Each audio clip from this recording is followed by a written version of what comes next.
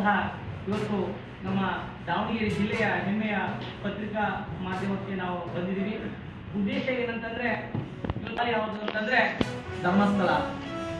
ಇಡೀ ಇತಿಹಾಸಗಳಿಂದ ತುಂಬ ನಂಬಿಕೆಗಳನ್ನು ಇಟ್ಕೊಂಡಂತಹ ದೇವಸ್ಥಾನ ಧರ್ಮಸ್ಥಳ.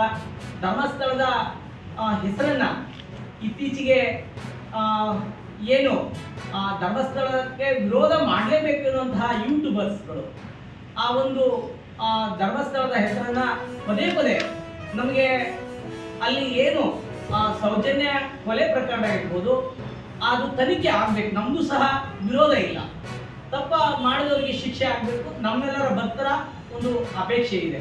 ಆದರೆ ಒಂದು ಹೆಸರನ್ನ ಇಟ್ಕೊಂಡು ನಮ್ಮ ಕನ್ನಡ ನಾಡಿನ ಪವಿತ್ರವಾದಂತಹ ಹಿಂದೂ ಧರ್ಮದ ಒಂದು ಹೆಮ್ಮೆಯ ನಮ್ಮ ಕನ್ನಡ ನಾಡಿನಲ್ಲೇ ಒಂದು ಹೆಮ್ಮೆಯ ಸ್ಥಳ ಯಾವುದಂದ್ರೆ ಧರ್ಮಸ್ಥಳ.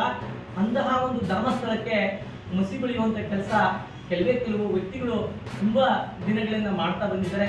ನಾವು ಸಹ ಭಕ್ತರಾಗಿ ಇಷ್ಟು ವರ್ಷಗಳ ಕಾಲ ನಾವು ಸಹ ಮಾತನಾಡಬಾರ್ದು ಅನ್ನುವಂಥ ನಿಟ್ಟಿನಲ್ಲಿ ಆ ಒಂದು ಮಂಜುನಾಥ ಸ್ವಾಮಿ ಇದ್ದಾನೆ, ಎಲ್ಲರಿಗೂ ಒಳ್ಳೇದು ಮಾಡ್ತಾನೆ ಅನ್ನೋ ಭಾವನೆಯಿಂದ ನಾವು ಸುಮ್ಮನಿದ್ವಿ. ಆದರೆ ಇತ್ತೀಚಿನ ದಿನಗಳಲ್ಲಿ ತುಂಬ ಅವರು ಬೇರೆ ಮೀಡಿಯಾಗಳಿಗೆ ಹೋಗ್ತಾ ಇಲ್ಲ, ಎಲ್ಲ ಸ್ವಂತ ಯೂಟ್ಯೂಬ್ ಮಾಡಿಕೊಂಡು ಅವ್ರಿಗೆ ಮನಸ್ಸಿಗೆ ಹೇಗೆ ಬರುತ್ತೆ ಹಾಗೆ ಆ ವಿಷಯಗಳನ್ನು ಬಿಡುವಂಥದ್ದು.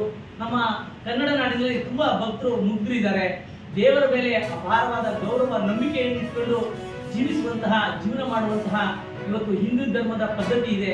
ಅಂಥದಕ್ಕೆ ಧಕ್ಕೆ ಬರುವಂಥ ಕೆಲಸ ಇವತ್ತು ಮಾಡ್ತಾ ಇದ್ದಾರೆ. ಹಾಗಾಗಿ ನಾವು ಎಲ್ಲ ಸ್ನೇಹಿತರು ಇವತ್ತು ಭಕ್ತರಿಂದ ನಾವೆಲ್ಲ ಸೇರಿಕೊಂಡು ಹೊನ್ನಾಳಿಯಲ್ಲಿ ಬುಧವಾರ 13ನೇ ತಾರೀಕು ಒಂದು ಧರ್ಮದ ಒಂದು ಜಾಗೃತಿ ಮೂಡಿಸಲಿಕ್ಕೆ ಒಂದು ಹೋರಾಟವನ್ನು ಪ್ರಾರಂಭಿಸ್ತಾ ಇದ್ದೀವಿ. ನಾನು ನಮ್ಮ ಎಲ್ಲ ಮೀಡಿಯಾದವರಿಗೆ ಕೇಳ್ಕೊಳ್ಳೋದು